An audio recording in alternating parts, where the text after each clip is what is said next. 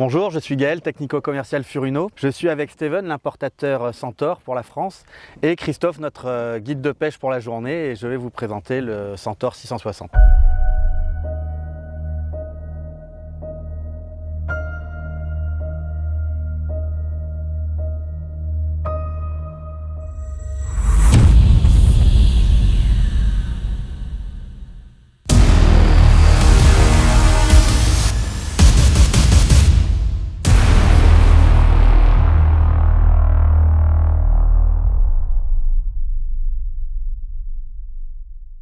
Nous voici à bord du Centaur 660 XL, sorti de tes ateliers en 2022. Peux-tu nous parler des caractéristiques techniques de ce Centaur 660 XL?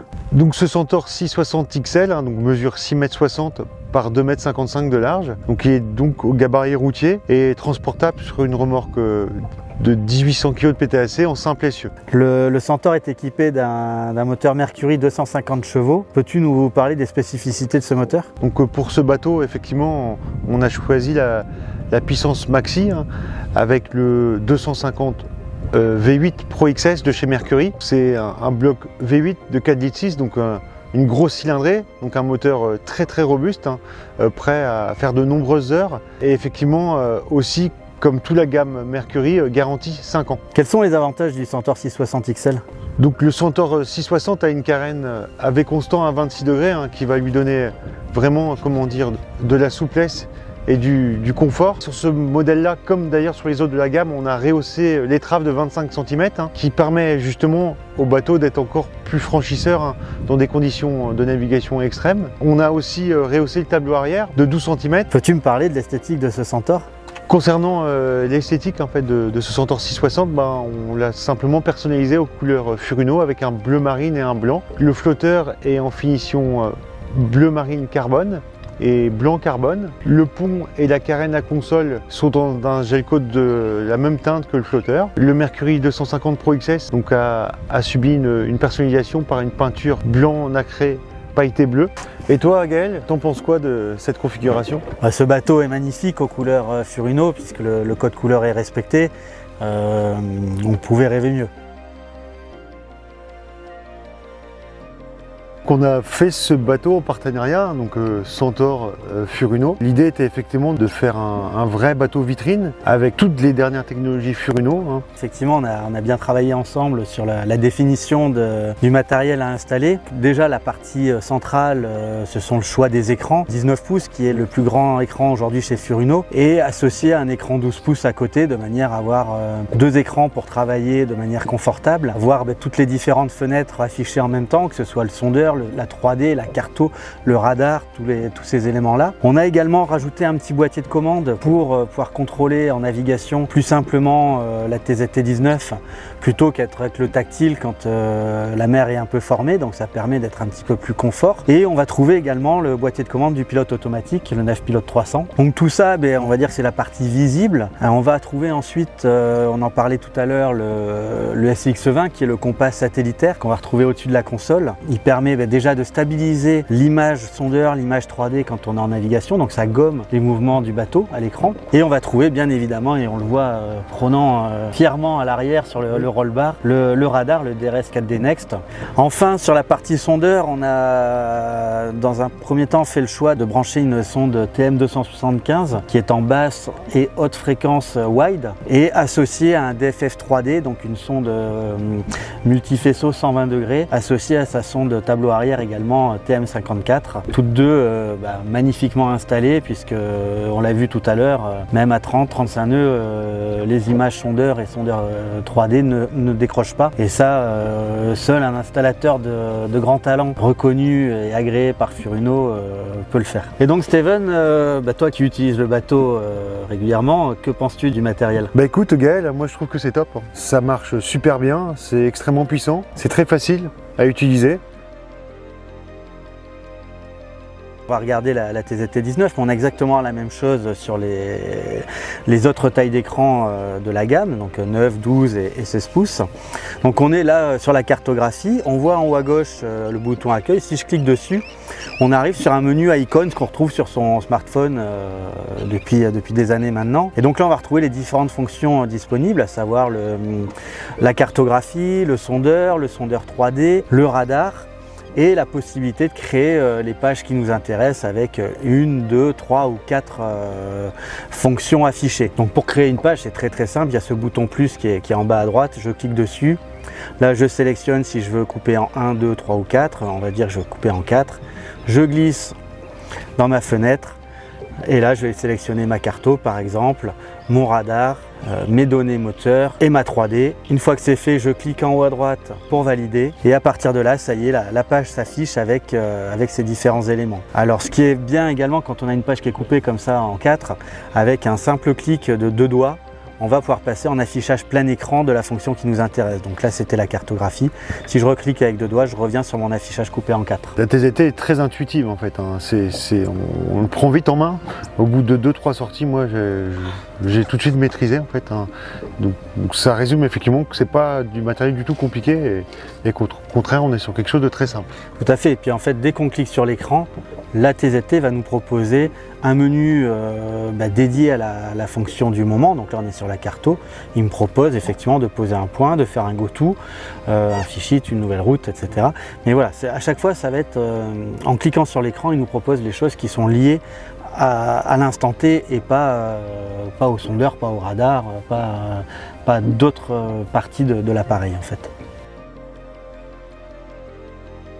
Ouais, aujourd'hui, on se rend compte que l'électronique est devenue indispensable pour pêcher. Quel est ton ressenti, Christophe? La révolution chez Furuno, ça a été le sondeur Sharp qui est intégré à la TZ Touch 3. C'est un sondeur bifréquence où là, pour Steven, on a associé la sonde Airmar TM 275 LHW, qui est une sonde basse et haute fréquence wide. Ce qui est très intéressant avec le Sharp, c'est qu'on voit exactement la taille des poissons, l'activité du poisson et ça nous donne tout de suite le type de pêche qu'il faut qu'on utilise. Ensuite, dans l'intérêt de la TZ, c'est qu'ici on a rajouté le DFF 3D avec la sonde 54 multifaisceau. Donc on associe la prospection, c'est-à-dire voir le fond en 3D, de voir exactement où se positionne le poisson par rapport au bateau ou par rapport à une roche, et on est très précis avec le sondeur Sharp. Donc on a vraiment des informations qui sont très pointues. Et ces systèmes-là sont installés sur des gros chalutiers professionnels. Hein. C'est exactement les mêmes systèmes. Toi qui es sur l'eau tous les jours, peux-tu me donner les avantages de ces sondeurs? Ça me permet de pêcher très rapidement sur mes points. J'arrive sur par exemple un waypoint que j'ai créé il y a 15 jours, il y a 1 an, où j'avais vu des poissons. J'arrive avec mon bateau sur cette zone-là, je vois tout de suite où se positionne le poisson, sa taille, s'il est actif, pas actif, et à quelle profondeur, quel grammage je vais utiliser sur mes cannes pour pouvoir les pêcher. Donc en un clin d'œil, sur la TZ Touch 3, j'ai toutes les informations qui peuvent exister pour vraiment bien pêcher. Donc aujourd'hui nous sommes sur une zone de pêche aux alentours des Guénans. Peux-tu me parler un petit peu de la partie prospection avec Furuno? Ouais, alors ce qui est très intéressant et très simple avec Furuno, grâce à la TZ Touch 3 et le DFF 3D qui est un sondeur multifaisceau à angle large, donc tu balayes très large lorsque tu prospectes, ce qui te permet de voir exactement le fond en 3D, où se positionne le poisson par rapport au caillou ou au bateau, et en un clin d'œil, tu vois toutes les informations que tu as sur la TZ. Alors dans l'utilisation sur ton écran, tu vois l'image 3D avec le bateau. Donc là, ça te permet tu peux faire pivoter l'image pour voir sous différents angles le fond en 3D. Tu as aussi les 3 faisceaux qui te disent tiens, le poisson est sous le bateau, sur bâbord ou sur tribord. Tu as l'image scan, tu as aussi ce qu'on parlera tout à l'heure, le PBG, l'enregistrement bathymétrique du fond. Et grâce aux SX20, on a un enregistrement comme le chaume un enregistrement professionnel.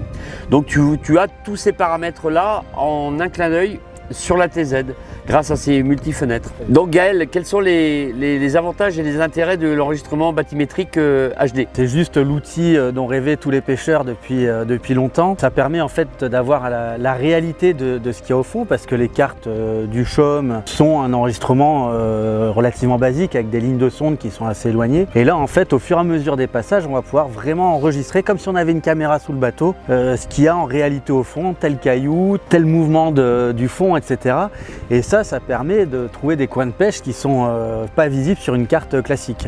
Les avantages de la bathymétrie haute résolution, c'est d'avoir une vraie image et une réalité en fait de ce qu'il y a au fond de la mer qu'on n'a pas avec la cartographie normale.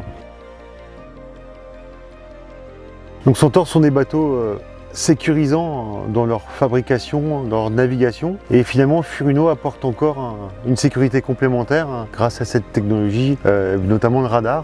Gaël, je te laisse prendre le relais du coup. Tout à fait, le radar, on a coutume de dire que c'est un petit peu le troisième œil du bateau, c'est la réalité, puisque lui qui fasse jour, qui fasse nuit, qui ait du brouillard ou pas, il voit. Donc en fait il va permettre de voir tout ce qui est au-dessus de l'eau, autour du bateau, aussi bien un rocher, une bouée qu'un autre bateau. Donc ça vraiment sur la partie sécurité, ça nous permet de vraiment naviguer en sécurité. Donc un radar, on a toujours un petit peu cette réticence à dire ouais mais c'est compliqué à lire, comment on fait pour analyser.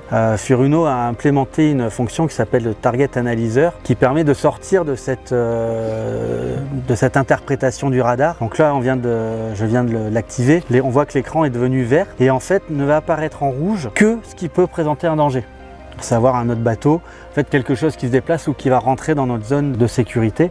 Donc on sort de cette analyse et on ne se concentre plus que sur le point rouge qui apparaît pour dire il y a un truc qui est apparu, je regarde, est-ce que c'est vraiment un danger ou pas, comment je réagis avec mon bateau. Notre radar a également une fonctionnalité dont tous les pêcheurs rêvent. C'est ce qu'on appelle le bird mode, le mode oiseau.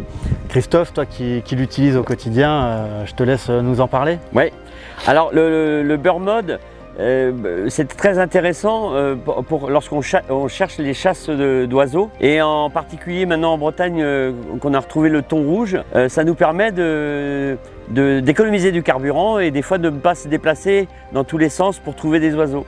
Donc avec le radar DRS 4 NXT ou les 6, 12 ou 25 kg, d'un seul coup on peut détecter des oiseaux jusqu'à 6-10 000. Donc ça permet de trouver des spots de pêche très rapidement. Mais c'est une technologie que Furuno utilise déjà depuis 50 ans, la chasse d'oiseaux sur les gros thoniers seineurs. Steven, aujourd'hui la technologie est présente dans notre vie à tous les moments et on le voit depuis tout à l'heure bien évidemment dans le bateau avec les sondeurs, les écrans, etc. mais également le pilotage automatique. Oui Gaël, le pilote automatique, oui, c'est un complément de l'installation mais qui donne du confort et de la sérénité, surtout quand on se rend sur des postes un petit peu loin au large. Donc non, je trouve que c'est vraiment un élément de sécurité et confortable en fait sur l'installation Furuno. Et dans le pilotage automatique, Furuno propose également le mode Sabiki qui permet de pêcher à la verticale. Gaël, tu peux nous parler aussi des différents modes de navigation du Navpilot 300 ? Parce qu'il y a plusieurs fonctionnalités. Tout à fait, exactement, Christophe. Donc le Navpilot 300, première mode d'utilisation, c'est ce qu'on appelle le mode auto, c'est-à-dire qu'on avance au cap, là on est au 85. Si j'appuie sur le bouton auto, le bateau va continuer à naviguer au 85, donc ça c'est le mode le plus basique. Après il y a le mode navigation. Alors ce mode navigation, on va pouvoir en fait depuis l'écran, depuis la TZT, on va pouvoir soit faire un go to, donc je clique sur l'écran au point auquel je veux me rendre, je fais go to et là automatiquement la TZT me propose, voulez-vous activer le pilote automatique? Dans quel mode? En mode précision ou en mode économie? Donc est-ce que je veux avoir une route vraiment très rectiligne ou c'est pas grave s'il met un petit peu plus de temps à corriger de manière à économiser un peu l'énergie? Et donc à partir du moment où je valide, automatiquement il va m'amener à ce point. Et donc toi Christophe, au quotidien, quel est le mode ou les modes que tu utilises Alors moi avec le 9 pilotes, c'est vrai que je vais beaucoup l'utiliser lorsque je fais de la pêche hauturière et que je pars à 30 ou 50 000 des côtes. Donc là j'ai mes routes pour aller sur ces points-là. Donc j'active le pilote et bien sûr avec la surveillance du radar. Et je peux des fois même quitter la barre pendant quelques secondes pour faire autre chose. Et le bateau navigue tranquillement vers où je veux aller pêcher. J'utilise beaucoup aussi le sabiki lorsque je fais des pêches sur épave pour ralentir le bateau ou l'arrêter au-dessus de l'épave.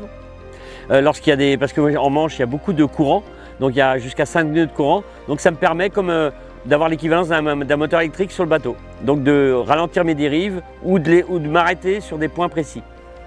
Et après, j'utilise le pilote pour faire de la bathymétrie sur une zone que je prospecte lorsque je ne la connais pas.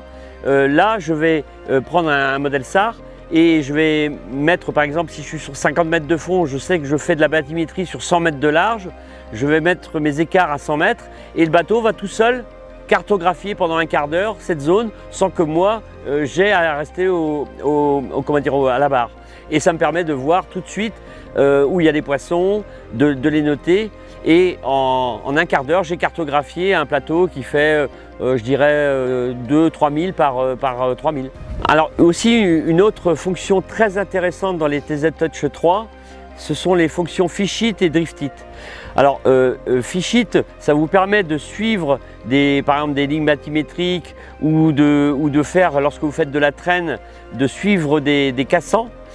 Et le mode Drift It, ça s'adresse aux gens qui des fois ne savent pas replacer un bateau sur une deuxième dérive. L'ATZ calcule votre point de dérive, votre point de départ de dérive par rapport à votre waypoint où vous voulez passer, où il y a les poissons. Donc ça c'est intéressant parce que ça vous permet d'aller très très vite et de replacer le bateau pour la deuxième dérive grâce à cette fonction qui s'appelle Drift It. Et du coup, le pilote va te permettre d'aller automatiquement sur ce point de départ. Ouais, directement aussi. Vous pouvez le connecter au pilote. Après cette journée au Guénan, comment vous résumeriez en fait cette configuration Centaur 660 et Furuno? Une journée de plaisir parce que un bateau confortable, un bateau dans lequel on était 3 à bord, on ne se marche pas dessus, on a pu pêcher de manière superbe. Dès qu'on a eu à se déplacer, le bateau il passe impeccable, il n'y a pas de bruit. Donc des sièges hyper confortables également. Donc que du plaisir et à aucun moment se dire là on est limite, non, parce qu'en fait on est jamais limite, le bateau il est hyper sécurisant. Ton bateau, ouais, terrible, une machine de guerre. Ça passe très fort parce que ce matin on avait un peu de houle et tu naviguais en toute sécurité à 30-32 nœuds. Le bateau a beaucoup de place, on peut se balader dessus sans se gêner. Non, vraiment j'ai passé une bonne journée. Et une valeur ajoutée Furuno sur ton bateau, c'est sûr. Pour moi, pour résumer, en fait, pour parler de Furuno, nous on sait faire. Donc j'ai une équipe de techniciens qui maîtrisent parfaitement le montage. En plus, on a l'appui technique aussi de Furuno. Et puis aussi avec Christophe qui m'a beaucoup aidé aussi pour les réglages du début, quoi. Christophe, lui, peut proposer aussi, sur mes Centaurs montés en Furuno, de faire des perfectionnements pour mes clients et ce qui leur permet effectivement de pouvoir encore avancer plus loin en fait avec leur installation. Merci à tous d'avoir suivi cette vidéo. J'espère que ça vous aura donné envie de rencontrer Steven pour vous équiper d'un beau Centaur fité en Furuno. Mais d'ici là, venez nous rencontrer au Grand Pavois. Le bateau sera à l'eau, vous pouvez venir l'essayer. Christophe sera là pour vous accompagner sur l'eau, vous montrer l'équipement, vous faire essayer ce super bateau pendant le salon.